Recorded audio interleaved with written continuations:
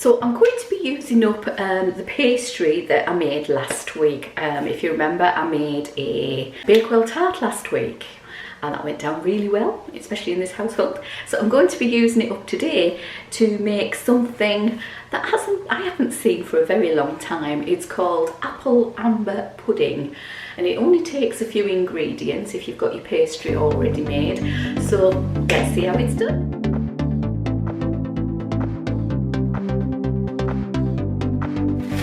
A pack of 6 apples.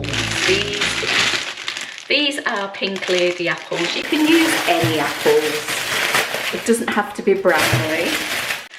You might find it would be better with Bramley simply because they mush better. And all we're going to do is peel and slice our apples and pop them into a pan. So last week I did a Bakewell tart. I'll link that one below for you. And it is a Mrs. Beeton recipe. This is an old recipe, this.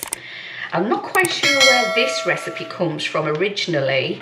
It has been around a long time and there are variations on it that I have seen on the internet. Again, this recipe is from Florence's book, which I have featured on here before. If you are using an apple that browns quickly, which these ones don't, these are Pink Ladies, they don't brown very quickly.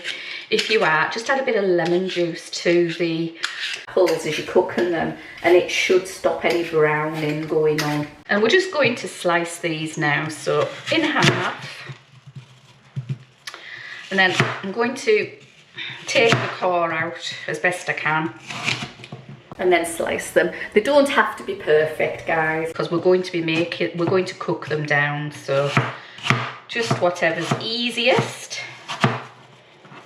And then once you've done that, pop it into your pan. So once you've chopped your apples up in your pan, it's time to stew them down basically. Put them on a low heat and we're going to keep an eye on them. Now the best thing here is to put a lid on generally. However, we don't want these to be too wet, so we're going to let them do their thing on their own at this point in time. Okay, so we're back with those when it's done. So while my apple has been stewing on the stove, I'm going to roll out my pastry. And this is half of what I used yesterday for Bakewell tart. And then I'm going to give it a bit of a flour. And we're going to roll it out. So a little bit of flour on my rolling pin. Flour your rolling pin, people. And yeah, I know you're only supposed to do it one way, but hey, I'm never one to follow instructions. I've got a greased and lined pie dish, whoops, at the ready. You see that? Yes, you can. There you go. This could be known by a different name to you. Recipes are often tweaked and moved around and so forth by authors to, you know, make sure they don't get copyrighted and so forth. I think there was a lot of hoo-ha over Mrs. Beeton pinching a lot of recipes from people, but she was, after all, just putting them in the press, making them out there for people. I think the thing about a rolling pin is applying pressure in the right way, and it's maybe where I go wrong. I'm not really very good at it. Okay, I'm going to do it a slightly different way to what I did the other day. In that I'm going to fold it over, pull it back, fold it again. I think this is Mrs. Berry's way of doing things. And pop this into my pie dish. Hopefully it will be right. There we go, there's one. Surprise. Whatever you do, it's a surprise. Now the joy, as I've said before, of pastry is that, especially a pie like this, is you can basically hide everything with the offcuts, which is always good. The best way to do this is to sometimes just take an edge off and use it to push in, because it's a little bit happier on it than, or should we say a little bit easier on it than your hands are sometimes. And then right, I'm going to pop this in the fridge until my apple is ready. That should be about 15 minutes. So now that my apples are nice and soft, it asks you to beat it with a wooden spoon until they are mush. I haven't got the patience for that, so I'm using a liquidizer.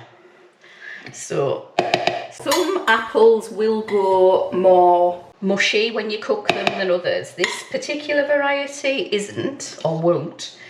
So I'm having to help it along a little bit. I did add a little bit of butter to this, and I forgot to tell you at the beginning there, apologies for that one. But yes, before you put them into the pan, add a little bit of butter. If they're going a brownie colour, add a little bit of citrus of some description. Lime or lemon is good. There you go. You can of course pass it through a sieve, if you've got the patience. Don't worry if it is slightly dry. We want it to be on the dry side. If it's too wet, this isn't going to work. If your fruit is too wet, then you can add breadcrumbs. In fact, Florence does actually suggest you add breadcrumbs to it. Hey, that looks good. Now's the time to check and see if you need to add any sugar or anything. Let's have a look. That's fine for me. Grand. Okay, so I'm going to let this cool down for a minute. We need to separate 2 eggs. Whites into one, because we're going to whip them up later. And yolk into the other.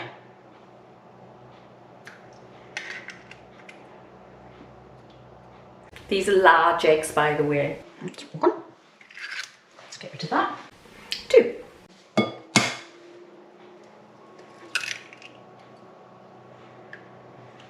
Try not to get any yolk in with your egg whites, because we are going to be whipping these up. Stops the egg whites from fluffing the way it should. You'll end up with a bit of a mess. Right, that's 2. So now that our apple has cooled down, I'm going to add my 2 egg yolks to it. I'm going to pop those in and beat them in as quickly as I can. So that's 2 in.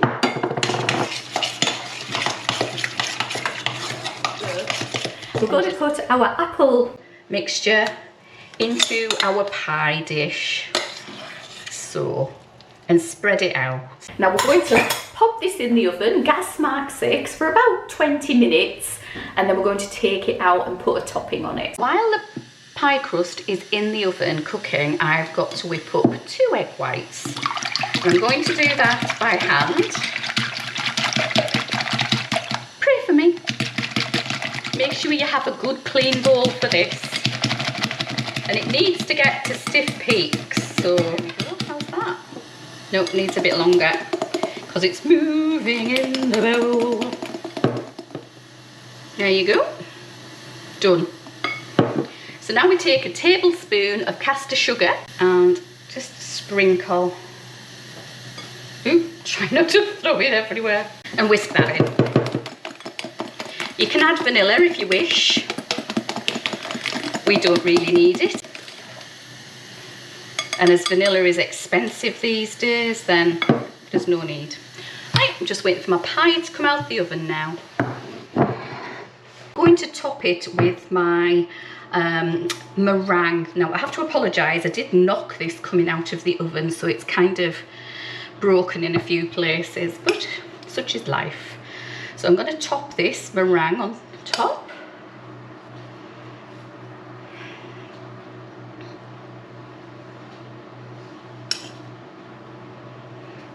And we're going to spread it about. They love to use everything up, so we've used 2 eggs there, and we've used all of the eggs to do this. So just spread it about. I think they had smaller dishes back in the day, because looking at the picture, which I'll put on the screen now, it should be piled high, but hey ho. There's my thing, and it says top with a few glacé cherries. So a few glacé cherries it is. And it says Angelica as well, which is a green item, but I haven't got any, so we're just going with the glacé cherries. I think it's to make it look like flowers in a bit of snow or something.